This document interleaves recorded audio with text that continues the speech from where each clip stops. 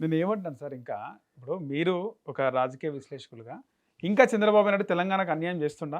Out of the box అడుగుతున్నా. ఇప్పుడు సడన్‌గా ఈ బతకచెర్ల ఇలాంటి లేని తలకాయ నొప్పులు పెడితే, హ్మ్. మొదటి దానికే దిక్కు లేనప్పుడు ఇన్నిటి విషయాల్లో ఎందుకు ఫ్రంట్ ఎండింగ్ ఎళ్తుందన్నదే ప్రశ్న కింద ఉంటది. ఓకే. సో, తెలంగాణకు అన్యాయం చేస్తున్నారా? ఈ విషయం పక్క పెట్టేస్తే బనకచర్ల కాకుండా ఇంకా తెలంగాణ పైన ఆధిపత్యం కోసం చూస్తున్నాడంటారా? ఏముందని ఆధిపత్యం? హ్మ్. ఎవడు మిగిలాడు ఇంక అందులో? హ్మ్. అరవింద్ కుమార్ గౌడ్ తప్ప నాకు ఇంకెవడు పనికొచ్చినోడు కనపట్లేదు అందులో. తెలుగుదేశం పార్టీ క్యాడర్ ఉన్నా దాని కదలిక లేవు కదా సార్. అరవింద్ కుమార్ గౌడ్ అనే పాత యోధుడు తప్ప, మహా అయితే రావుల చంద్రశేఖర్ రెడ్డి గారు మొన్నటిదాకా ఉన్నారు. ఆయన ఉంటే కొంచెం ఏదో ఒక సౌమ్యుడు, మంచి మనిషి అని. ఇప్పుడు ఆయన కూడా లేడు. ఎవరున్నారు సార్ ఆ పార్టీలో? ఎవరు లేరు సార్ మరి పార్టీలో. లేనప్పుడు దేనికి అలవాటు పడిపోతున్నారు? హ్మ్.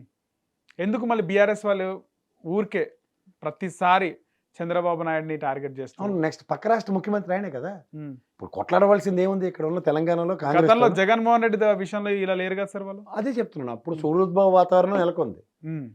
అబ్బాయి బాబాయ్. ఆ తేడా ఉంది కదా! హ్మ్. ఇతను ఒక సామరస్యంగా కాళేశ్వరం ప్రాజెక్ట్‌కి ఆటికి జగన్మోహన్ రెడ్డి ఏమి అడలే కదా! హుహు. అడిగితే ఓట్లు దండుకునే ప్రయత్నమా? చంద్రబాబును పూచిక చూపించి తెలంగాణ సెంటిమెంట్‌ని మళ్ళీ రగిల్చే ఎక్కడ? ప్రయత్నమా?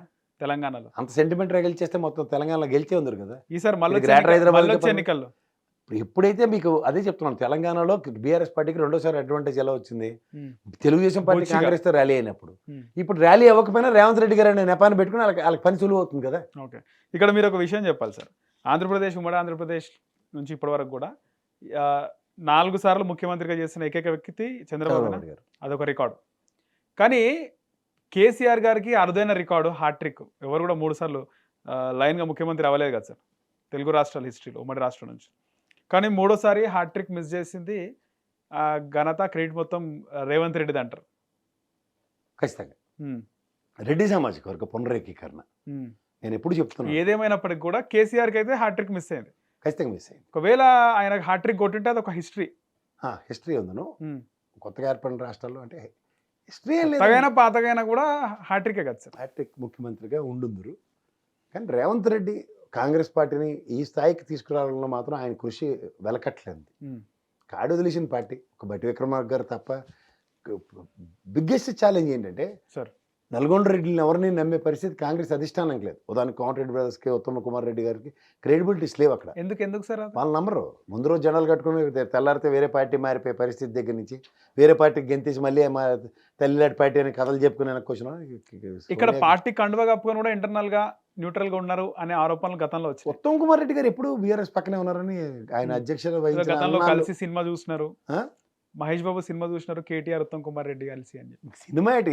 కాంగ్రెస్ పార్టీకి సినిమా చూపించిన గొప్ప ఘనకీర్తి ఉత్తమ్ కుమార్ రెడ్డి గారికి ఉంది. హ్మ్. సో అంచేత ఆ క్రెడిబిలిటీలో సోనియమ్మ ఇలా ఎప్పుడూ కన్సిడర్ చేయలేదు. హ్మ్. అక్కడ రేవంత్ రెడ్డి గారు అనే వ్యక్తి ఒక వైటల్ రోల్ ప్లే చేసి హ్మ్. మహబూబ్నగర్, ఖమ్మం, నల్గొండ, వరంగల్ జిల్లాలో ఉన్న రెడ్డిలందరినీ ఏకతాటి మీద తీసుకురావడానికి ఒక బృహత్తర కృషి చేసాడు అతను.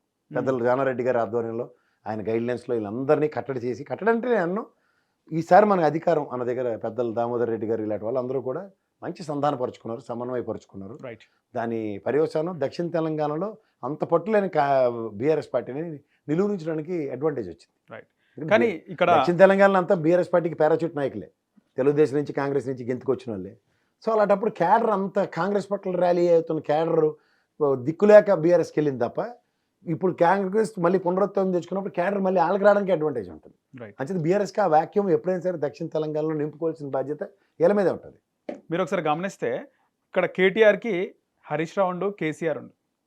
కానీ రేవంత్ రెడ్డికి ఎవరు లేరు సపోర్ట్. ఆయన కాంగ్రెస్ పార్టీలోకి వచ్చి 7 అన్నదమ్ములు ఉన్నారు. ఒక అన్నదమ్ముడు ఎవరో చనిపోయాడు. అన్నదమ్ములు ఉన్నప్పటికీ కూడా ఆ. సార్ కాంగ్రెస్ పార్టీలో రాజకీయంగా ఆయన కాంగ్రెస్ పార్టీలోకి వచ్చినప్పుడు ఆయనకు పీసీసీ అధ్యక్ష పదవి ఇవ్వడానికి కూడా చాలా మంది అడ్డుపడ్డారు. పీసీసీ పదవి ఇచ్చినాక కూడా కోమటిరెడ్డి, ఉత్తమ్ కుమార్ రెడ్డి లాంటి వాళ్ళు డబ్బులు ఇచ్చి తెచ్చుకున్నారన్నారు. ఆయన పీసీసీ అధ్యక్షుడు అయిన తర్వాత కూడా పాదయాత్ర చేసేటప్పుడు బట్టి విక్రమార్క కూడా ఆయనకు అపోజిట్ గా పాదయాత్ర చేసినాడు. అపోజిట్గా ఏం కాదు. ఈ రోజు అంటే ఆయనకు వ్యతిరేకంగానే ఆయన కాదు, సపరేట్ గా కాదు, ఆయన కాదు. బాని వినిపించింది కాదు కదా కాదు. సార్. బట్టి అన్న ఎప్పుడు కాంగ్రెస్ పార్టీకి వీర యోధుడు, కానీ వీర విధేయుడు. ఉమ్, రాజశేఖర రెడ్డి గారికి పెద్ద అనన్యుడు ఆయన. ఉమ్, ఇవాళ కాంగ్రెస్ పార్టీకి ఆయన వాళ్ళ ఇంట్లో వాళ్ళ అమ్మగారికి ఎంత మర్యాద ఇస్తాడో అంతకు 10 రెట్ల మర్యాద కాంగ్రెస్ కానీ ఆయన కూడా సపరేట్ గా పాదయాత్ర చేయడం. నో. ఇవాళ మీరు కొన్న రాజకీయ చిత్రతో చూసుకుంటే ఉమ్, రేవంత్ రెడ్డి గారికి సర్వం తానే ఉమ్. తల్లో నాలుకలో ఆయన ఉన్నాడు. ఇప్పుడు సార్ ఇప్పుడు ఎవరు కానీ ఆయన లేదు. కూడా వ్యతిరేకంగా ఆయన పాదయాత్ర. మొదట స్వేరింగ్ సెరమనీ ఈ రోజు నుంచి ఉప ముఖ్యమంత్రిగా బట్టి గారు అయిన దగ్గర నుంచి ఈ రోజు దాకా వాళ్ళిద్దరి సమన్వయంతోనే 1.5 years సక్సెస్. ఆయన ఎందుకు గతంలో పాదయాత్ర చేసిందంటారు separate గా రేవంత్ రెడ్డితో కాకుండా? సార్ ఒకటి ఇప్పుడు పాలమూరు రంగారెడ్డి జిల్లాలు, తర్వాత ఆయన సిఎల్పి నాయకుడుగా ఉండు. సిఎల్పి నాయకుడు. నెక్స్ట్ ఏంటంటే కాంగ్రెస్ పునర్వైభవానికి ఒక్కొక్కడు ఒక్కొక్క విధంగా కృషి చేశారు సార్. ఇన్నున్నాయి సార్. ఇన్నున్నప్పటికి కూడా తెలంగాణలో ఎన్నికలు జరిగినప్పుడు ఏదైతే ఆయన శిష్యుడు చంద్రబాబు గురువు అంటారు రేవంత్ రెడ్డికి, ఆయన గురువు అనుకున్నా కూడా ఆయన జైల్లో ఉండు సార్. ఆంధ్రప్రదేశ్లో జైల్లో ఉండు. ఆయనకు కాంగ్రెస్ పార్టీలో ఒక గాడ్ ఫాదర్ లేరు. అయినప్పటికీ కూడా ఆయన పోరాటం కానీ, ఆయన ప్రచారం కానీ, ఆయన గెలిచిన తీరు, ముఖ్యమంత్రి అయిన తీరుని ఏ విధంగా చూస్తారు మీరు? రాజకీయంలో ఎవరైనా ఆస్పిరెంట్స్ ఉంటే, అంటే నేను రాజకీయంగా ఎదగాలి, రాజకీయంగా నా అంతటా నేను నా లెథాలజీని ప్రూవ్ చేసుకోవాలి, ఒక ముఖ్యమంత్రి అన్నది ఎవరికైనా అంబిషన్ ఉంటుంది. దాన్ని ఎవరైనా సాధించాలి అంటే ఒక కేస్ స్టడీ రేవంత్ రెడ్డి. నేను ముఖ్యంగా చెప్తున్నా, ఒక పొలిటికల్ ఏరాలో గాడ్ ఫాదర్ లేకుండా సర్వైవ్ అవ్వడం రేరెస్ట్, జరగని పని. రైట్. అలాంటిది ఆ రాజకీయ ఆచ్ఛేదన లేకుండా నేను ఇద్దరు వ్యక్తులను చూశాను నాకు ఉన్న రీసెంట్ పాస్ట్లో నేను చూస్తున్న రాజకీయాల్లో. ఒకళ్ళు రేవంత్ రెడ్డి గారు, ఆయనకైతే అసలు ఎవరు నవ్వుతున్న భవిష్యత్తు. అతనిలాగా ఒక జస్ట్ సర్పంచ్ స్థాయి దగ్గర నుంచి, సర్పంచే కదా ఆయన ప్రస్థానం, ఎమ్మెల్సీ, ఎంపీటీసీ, తర్వాత ఎమ్మెల్సీ, తర్వాత ఆయన ఎమ్మెల్యేగా ఎదిగిన విధానం, క్యాబినెట్లో ఏ రోజు కూడా లేకుండా డైరెక్ట్గా ఒక పార్టీ వర్కింగ్ ప్రెసిడెంట్గా ఉంటూ మళ్ళీ ఆ పార్టీకి రాజీనామా చేసి వర్కింగ్ ప్రెసిడెంట్ అండ్ ఇమీడియట్గా పార్టీ అధ్యక్షుడు, ఒక జాతీయ పార్టీకి ఒక స్టేట్కి అవ్వడం, అండ్ స్పాన్ ఆఫ్ నో టైంలో ఆయన అధ్యక్షుడిగా ఉన్న ఉపయోగించి ఓడిపోతూ కూడా ఏమీ కాకుండా ఆయన ముఖ్యమంత్రి స్థానం అధిరోహించడం, అది అసలు ఆయన రాజకీయ చతురతకే చంద్రబాబు నాయుడుగా ఒక పెద్ద పాఠం. అంతే కదా సార్. ఇప్పుడు చంద్రబాబు నాయుడు అనే వ్యక్తి కూడా రెడీగా ఉంది ఆయన ఈ ప్రాస్పెక్ట్లో ఎదగలేడు. ఆయన ఎదిగిన విధానం, ఆయన పార్టీ కాంగ్రెస్ నుంచి తెలుగుదేశంలో జాయిన్ అయ్యి వాళ్ళ మామగారి నిస్సహాయతని ఆయన సహాయతగా మలుచుకొని ఆయన ఒక క్యాడర్ని డెవలప్ చేసుకుంటూ ఆయన సస్టైన్ అయ్యాడు తప్ప, రేవంత్ రెడ్డి గారి లాగా ప్రతి అవరోధాన్ని తనకి అనుగుణంగా మలుచుకుని ఆ స్థాయికి ఎదగడం is a big case study. Right.